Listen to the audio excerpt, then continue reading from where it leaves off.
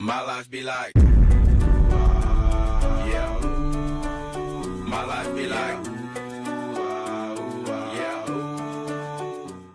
Salut tout le monde, j'espère que vous allez bien. On se retrouve ici pour 3 astuces sous Windows Movie Maker qui vont vous permettre d'améliorer vos publications sur YouTube ou vos montages vidéo. Donc c'est des options qu'on ne pense pas forcément à régler et qui peuvent considérablement vous aider dans vos montages. Donc je vais vous montrer tout de suite. Vous ouvrez votre Windows Movie Maker.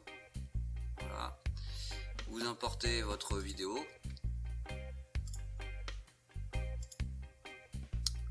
Et donc là, je vais vous montrer tout de suite la première chose. Quand votre vidéo est un petit peu sombre, bon celle-là je l'ai déjà un petit peu retouchée donc ça va pas trop se voir. Vous allez dans Effets visuels. Et là, luminosité. Alors avec ça, vous pouvez baisser, vous voyez, ou monter. Donc après, vous pouvez jouer un petit peu pour ajuster, pour que le ton soit un petit peu plus clair.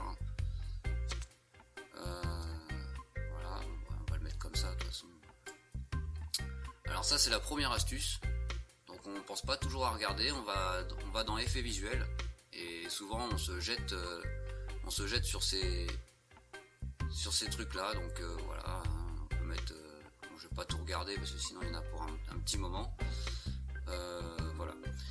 Alors la deuxième astuce, vous avez les bandes noires. Alors ça c'est quelque chose de très désagréable quand on regarde une vidéo sur YouTube. Moi-même j'ai posté mes premières vidéos avec les bandes noires et j'ai trouvé la solution pour les enlever avec ce logiciel.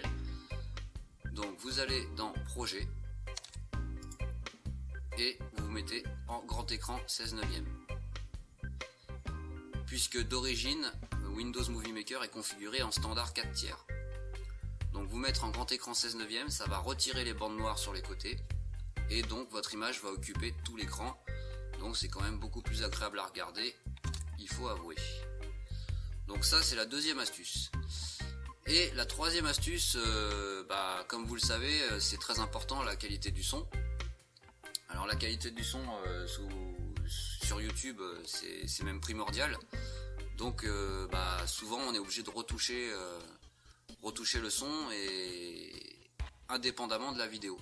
Donc quand on a besoin d'extraire le son pour après le retoucher en post-prod, vous faites Fichier,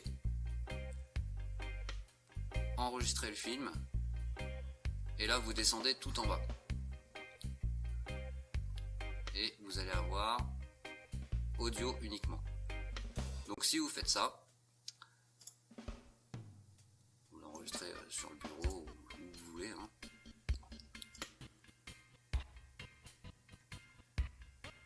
Voilà.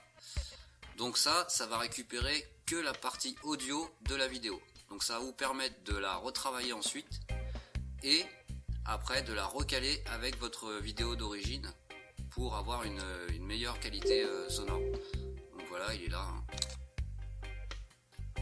Alors comme j'ai dit tout à l'heure, c'est 2-3 petites options qu'on n'utilise pas forcément ou qu'on ne pense pas forcément à corriger, mais qui peuvent améliorer la qualité de vos vidéos et forcément augmenter légèrement votre audience, enfin même légèrement voire même beaucoup, puisqu'en général quand quelqu'un va sur une vidéo, ce qui l'intéresse en premier c'est le contenu, c'est sûr, mais c'est tout de suite plus agréable à regarder avec une belle image et surtout une qualité de son correcte. Voilà. Donc après à vous d'utiliser les logiciels derrière comme Audacity ou il y en a d'autres, hein, pour améliorer la qualité de vos commentaires.